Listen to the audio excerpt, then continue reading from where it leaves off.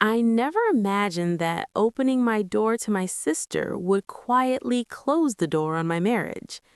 If you had asked me back then, I would have told you my life was stable, not perfect, but steady. I had a husband who came home every night, a house we worked hard to pay for, and a sense of routine that felt safe. I believed safety meant happiness. I didn't know that safety can also mean blindness. My sister had always been the storm in our family, loud where I was quiet, impulsive where I was careful. Growing up, I was the one who followed rules and finished what I started. She was the one who chased feelings and burned bridges, then showed up at my door with tears in her eyes. And every time, I let her in. Because that's what older sisters do, or at least that's what I told myself. When she called me that evening, her voice sounded smaller than usual. Not dramatic, not angry, just tired. "I need somewhere to stay for a while," she said, "just until I figure things out." I didn't ask too many questions. I should have, but I didn't. I told her she could take the spare room. I told my husband over dinner, casually, like it was no big deal. "She'll be here for a bit," I said, "just temporary." He looked up from his plate and nodded. Of course, she's family. That was the first lie I didn't recognize as one. At first, it felt harmless. She arrived with 2 suitcases and a smile that didn't quite reach her eyes. She hugged me longer than usual, like she was afraid I might disappear. I showed her to the guest room, gave her fresh towels, told her to make herself comfortable. She thanked my husband too, smiled at him in a way that lingered half a second longer than necessary. I noticed it. I ignored it. The first few weeks were easy. She slept late, watched television during the day, helped with dinner sometimes. She told stories about her job search, about people who had wronged her, about how hard life had been lately. I listened. I always listened. My husband started coming home earlier.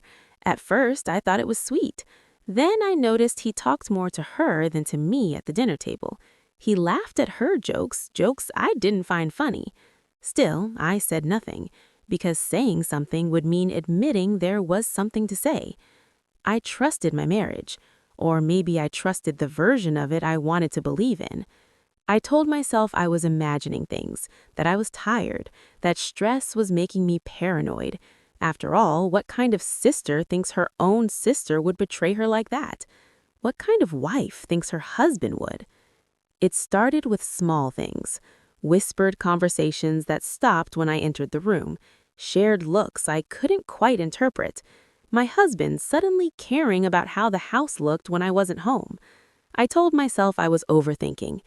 Then one afternoon, I came home early. The house was quiet. Too quiet.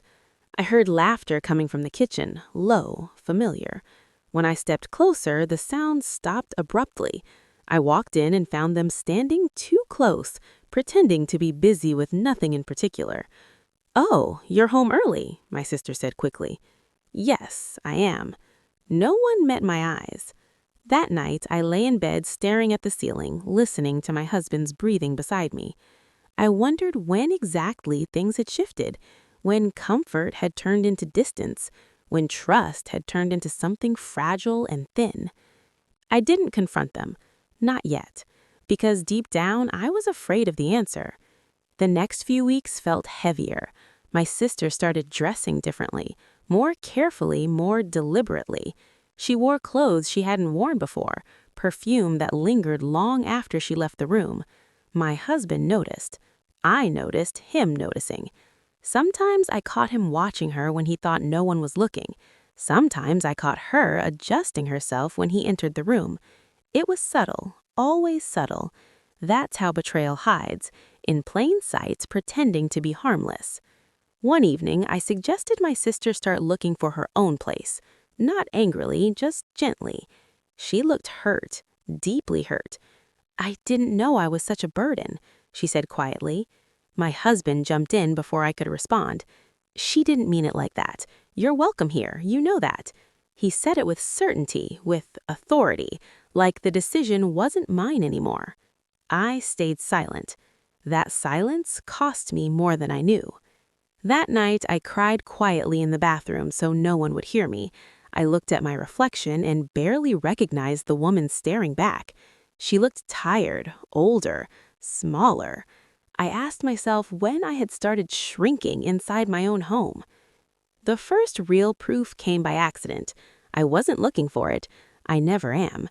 I was doing laundry when I found my husband's phone on the bed. It lit up with a notification. A name I recognized. My sister. I told myself not to look. I looked. The message wasn't explicit. It didn't need to be. I hate how this feels, but I can't pretend anymore. My hands started shaking. I didn't read further. I didn't need to. I put the phone back exactly where I found it. I finished the laundry. I made dinner. I smiled. And in that moment, something inside me went very, very quiet. Not broken. Quiet. Because when the truth finally settles in, it doesn't always scream.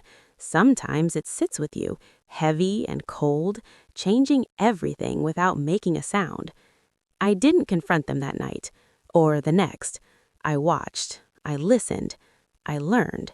Because if there was one thing I was good at, it was patience. And patience, I would soon learn, can be more powerful than anger. After I read that message, something shifted permanently inside me. Not anger, not rage. Clarity. There is a moment when denial finally releases its grip, and when it does, everything becomes painfully sharp. Every sound, every glance, every word spoken with hidden meaning. From that day on, I stopped seeing my sister as someone who needed help. I started seeing her as someone who was watching me. I didn't confront either of them. Instead, I paid attention. I noticed how my sister adjusted her schedule to match my husband's, how she always seemed to be in the same room when he was, how she laughed louder when he spoke, how she stopped confiding in me but continued confiding in him. I noticed how my husband stopped touching me casually, no hand on my back, no passing kiss, yet he suddenly became more attentive at home, as if trying to prove something to himself. Guilt has a way of overcompensating. One evening, I came home later than usual. I didn't announce myself. I didn't turn on the lights. I stood in the hallway and listened. Their voices floated from the living room, low, familiar, intimate. "I feel bad," my sister said softly. "You shouldn't," my husband replied. "She wouldn't understand anyway." My chest tightened. "She trusts you," my sister said. "She trusts us," he corrected. That was the moment I understood something important. This wasn't confusion. This wasn't temptation. This was choice. I walked in then. They jumped apart like children caught doing something they weren't supposed to. My sister's face flushed. My husband cleared his throat. "Hey," he said, "you're home late." "Yes," I replied calmly, "I am." I looked at my sister. She couldn't meet my eyes. That night, I slept without crying. Instead, I lay awake replaying every memory of the past months, every moment I had dismissed, every instinct I had silenced. I realized something frightening. They weren't afraid of hurting me. They were afraid of being exposed. The gaslighting started soon after.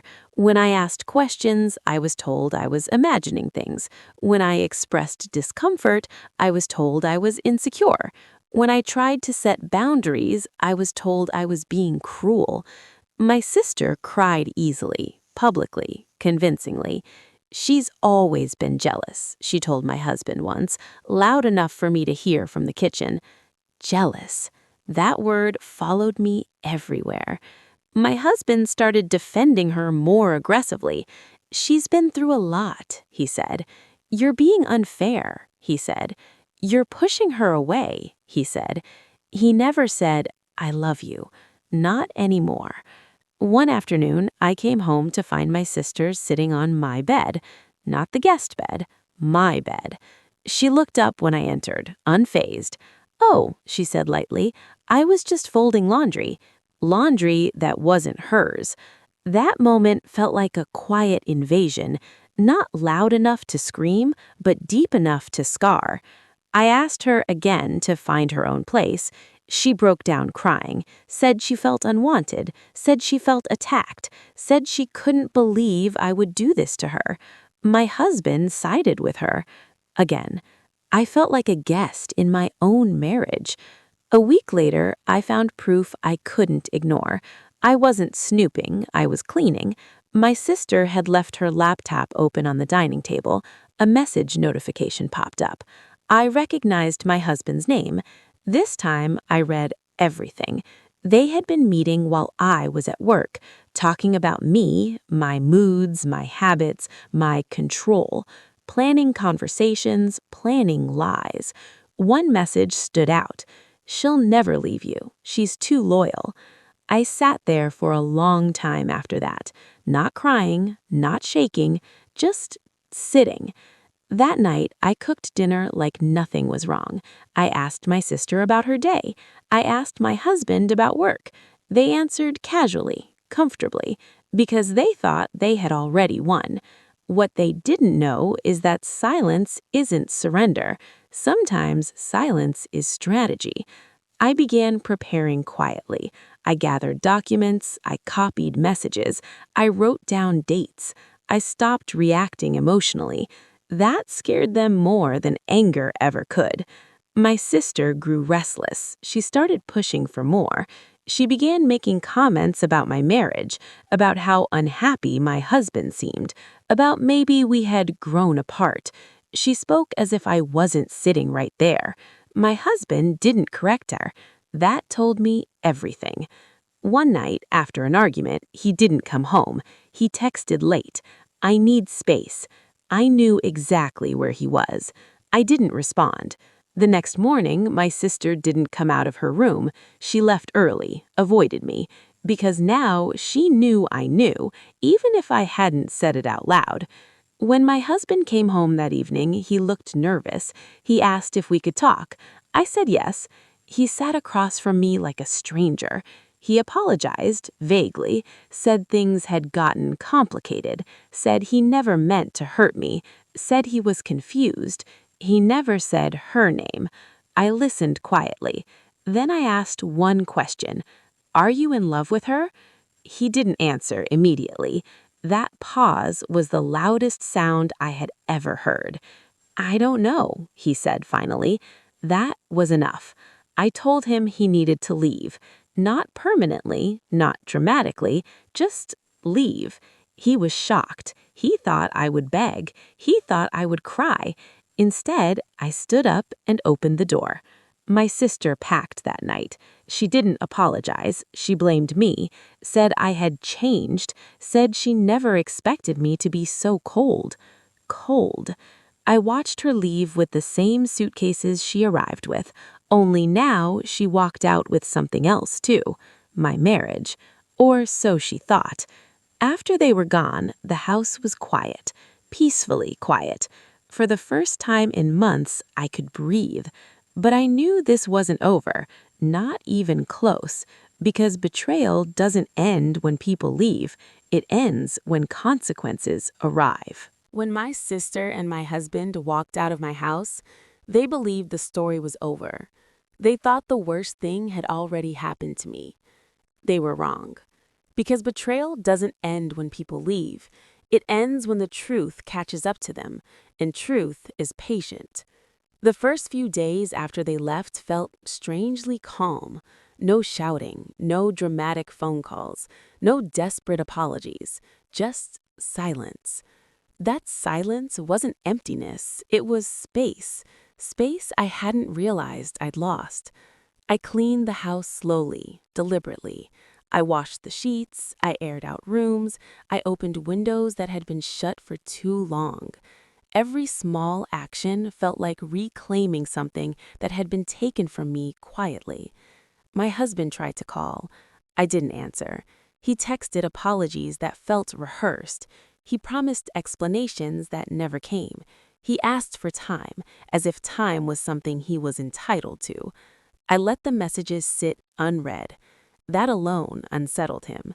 Because for the first time, he wasn't in control of the narrative. My sister, on the other hand, stayed silent at first. Then she began telling her version of the story. Family members reached out to me, gently at first, then more directly. She's devastated. She says you pushed her away. She says you misunderstood everything. I listened. I didn't defend myself, and that confused them. You see, when you don't rush to explain yourself, people start asking questions. When stories don't quite line up, people notice. My sister's version kept changing. Mine didn't. A month later, my husband asked to meet. I agreed, not because I wanted closure, but because I wanted clarity. We met in a quiet cafe. Neutral ground, no emotions to hide behind. He looked tired, smaller. He talked too much, filling the silence with excuses. I let him. Then I asked him one question. Did you think I wouldn't find out? He looked down. That told me everything. He admitted the affair, not with tears, not with shame, with relief. Because keeping secrets is exhausting. He said it just happened, that it wasn't planned, that he never meant for things to go this far. I didn't argue. I simply stood up and left. Some conversations don't deserve a response. The divorce was quiet. No shouting matches, no public scenes, just paperwork and signatures. That scared him more than anger ever could, because anger would have meant I still cared. My sister resurfaced shortly after. She wanted to talk. She wanted peace. She said she missed me. She said she never meant for things to get so complicated. I listened. Then I said something she wasn't prepared for. I forgive you. Her eyes widened, not with relief, with confusion. Because forgiveness isn't the same as trust, and it doesn't cancel consequences. Life moved on, slowly, quietly. I focused on work, on rebuilding routines, on remembering who I was before I became the background character in my own life. That's when karma began to work, not loudly, but effectively. My sister's relationship with my ex didn't last. It never does, because relationships built on betrayal carry the same foundation, distrust. They argued constantly. Accusations replaced affection. He began to wonder if she would do to him what she had done with him. She began to realize she had lost the only person who had truly protected her. Then the truth spread, not because I shared it, but because secrets rot. Family members started connecting dots. Stories stopped matching, excuses ran out. People pulled away from her quietly. Invitations stopped coming. Support dried up. That isolation hurt her more than confrontation ever would. As for my ex-husband, he struggled. Not financially, emotionally. He had lost stability. He had lost respect. He had lost the one person who believed in him even when he didn't deserve it. That loss followed him. 1 year later, my sister reached out again. This time, she sounded different, smaller. She apologized, not for the betrayal, but for the consequences. I accepted the apology. Then I ended the call, because some chapters don't need revisiting. Today, my life is quieter, stronger, more honest. I don't open my home to everyone anymore. I don't confuse loyalty with obligation, and I don't ignore my instincts. Because silence taught me something important. The people who betray you don't win. They just delay their loss. I'm sharing this story because someone listening right now may be standing where I once stood, questioning their instincts, doubting their worth, wondering if silence means weakness. It doesn't. Sometimes silence is preparation. Sometimes walking away is the loudest statement you can make. And sometimes the people who hurt you don't need revenge. They just need time to live with the choices they made. If this story spoke to you, subscribe, not for drama, but for stories that remind you of your strength.